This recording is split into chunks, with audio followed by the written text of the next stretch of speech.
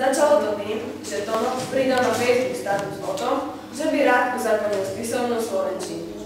Juro Fandli si ho hneď prečítal a k tomu hodil koment, že s tým súhlasí a že mu s tým rád pomôže.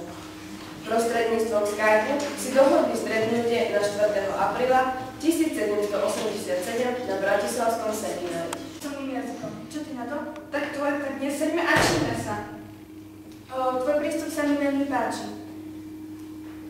Začal by som tým, že vypracujeme kritiku o slovenských písmenkách.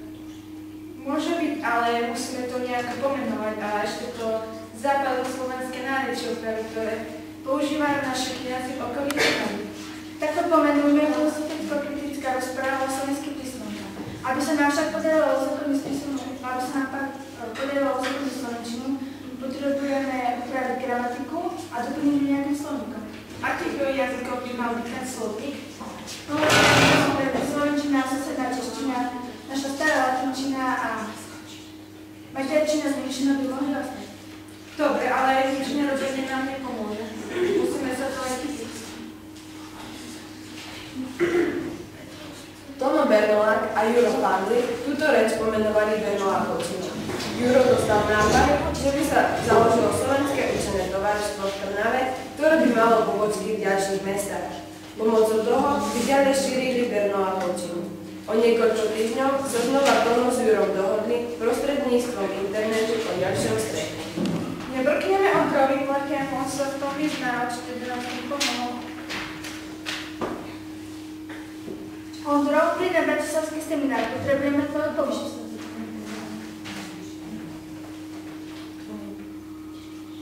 Po 15 minútach prišiel Ondro a spolu založili slovenskú spoločnosť a spolupracovali s predstaviteľmi Českého národného hnutia, najmä s Jozefom Dobrovským.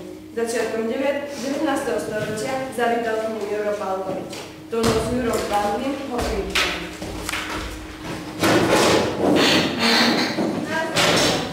Čaute. Ahoj, Jurka, nevydržal si ťa dočkať. No, dostal som super nápad. Na Facebooku som čítal, že Bohuslav Tublica dal status, zaujímavý status. Hneď som mu napísal chat a dohodli sme sa, že založíme katedru slovenčiny a literatúry slovenskej reči. Čo je na to? No, môže byť. Dobre, váš návrh, ale veľmi zaujímavý. Ešte som rozmýšľal, že by sme Bibliu preložili do slovenčiny. Na to, že si iba kanoník máš veľmi dobre nápady. Po dlhej konzultácii Tono Bernolák odišiel, lebo mu prišla správa, že má stretnutie s Jančím Holím, pretože Janči by chcel vytvoriť dielo v Bernolákovčine. Paľko Jožko Šafárik a Školár, kamaráti na život a na smrť, mali cestu do Bratislavy.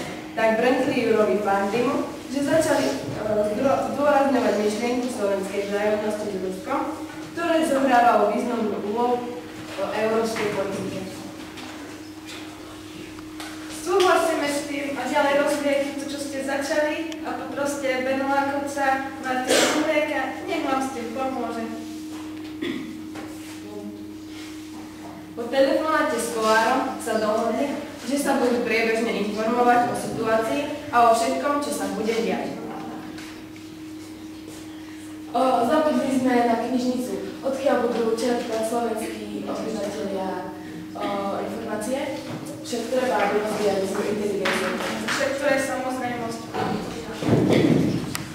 Po rozhovore a telefonáte s Kolárom sa zhodli na tom, aby Hamolia spolu s Kolárom vytvorili v Pešti slovenský čitateľský spol a slovenskú knižnicu.